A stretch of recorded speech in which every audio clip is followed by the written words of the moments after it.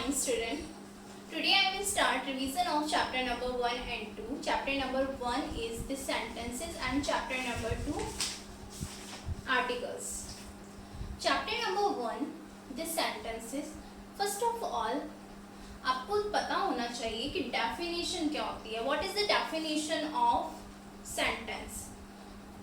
ठीक है, चैप्टर का मीन्स आपको पता होना चाहिए. जिस भी चैप्टर के बारे में, जो भी चैप्टर होता है, जिस बारे में होता है, जो उसका नेम होता है, जो उसका टाइटल होता है, सबसे फर्स्ट तो आपको वो चीज़ पता होनी चाहिए कि उसकी डेफिनेशन क्या है. ओके, तो सेंटेंस की डेफिनेशन क्या होती है. तो a group of words that makes meaningful sense और कंप्लीट सेंस, या तो मीनिंगफुल सेंस या complete sense is called sentence. Group of words का मतलब जिसमें जैसे I am a good girl, I am a good girl. So in this sentence यहाँ पे क्या है, ग्रुप ऑफ वर्ड्स है. ग्रुप ऑफ वर्ड्स का मतलब ये एक वर्ड है, ये वर्ड है, ये एक वर्ड है. तो यहाँ पे क्या है, जिसमें ग्रुप ऑफ वर्ड्स हो और जिसका एक कंप्लीट सेंस निकलता हो या जिसका मीनिंगफुल मतलब निकलता हो. कंप्लीट सेंस या मीनिंगफुल मतलब से मतलब जिससे हम दूसरों को वो चीज़ समझ में आ सके कि वो सेंटेंस क्या है. जैसे I am a good girl, कि मैं एक अच्छी लड़की हूँ, तो समझ में आ रहा है ना. अगर हम इंग्लिश में भी कह रहे हैं तो भी उसका मतलब निकल रहा है. अगर ये सेंटेंस इस तरीके से, ये वाला सेंटेंस या कोई भी अदर सेंटेंस अगर इस तरीके से होता,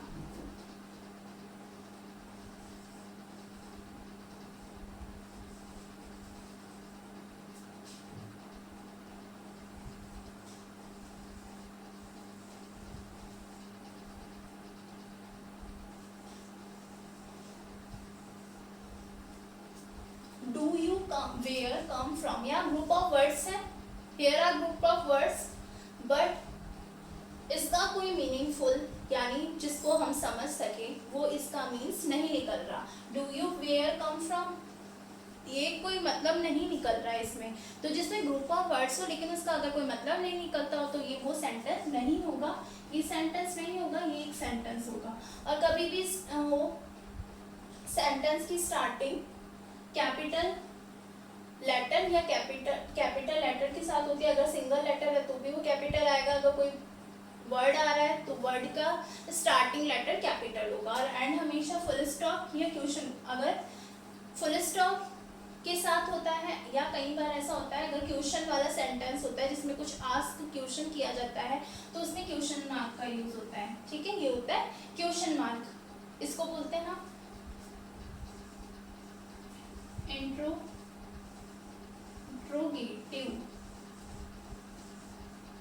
इस टाइप के जो सेंटेंस होते हैं जिनमें क्वेश्चन आस्क क्वेश्चंस वो होते हैं जिन इंट्रोगेटिव.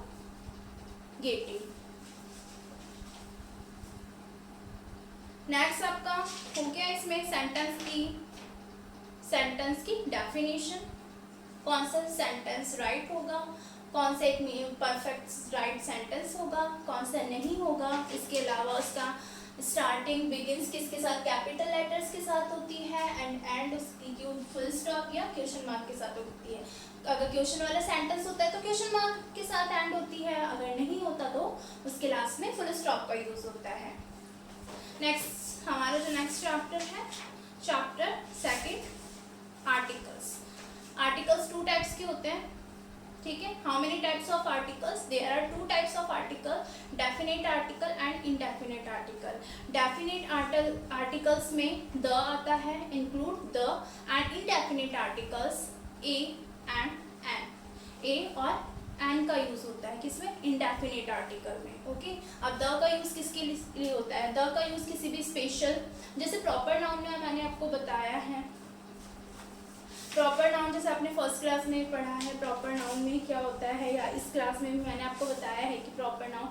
ओके, चलो आपको ध्यान नहीं रहे तो आपको ये ध्यान रखना है जिसमें स्पेशल या पर्टिकुलर किसी की बात होती है उसके लिए द का यूज होता है. कोई भी पर्टिकुलर न्यूज़पेपर हो, कोई पर्टिकुलर बुक हो, रिवर हो, किसी पर्सन का नेम हो, पर्सन के नेम के साथ नहीं है।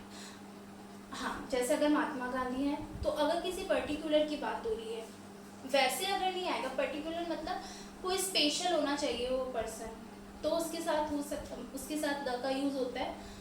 इसके अलावा बाकी पर्सन के साथ नहीं होगा। अगर हमारा नेम होगा तो हमारे नेम के साथ द का यूज़ नहीं होगा। बुक्स हो गई, रिवर हो गई, स्पेशल बुक, किसी भी रिवर, कंट्री नेम, लेकिन ग्रुप ऑफ कंट्री होना चाहिए, ऐसे नहीं एक कंट्री के साथ भी द का यूज़ नहीं होगा।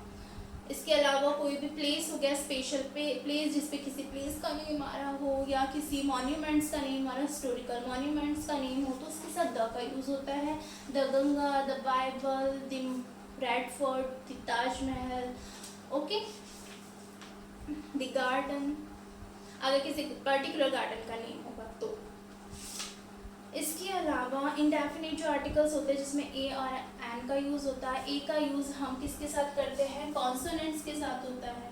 ए का यूज़ किसके साथ होता है, कॉन्सोनेंट्स के साथ। कॉन्सोनेंट्स,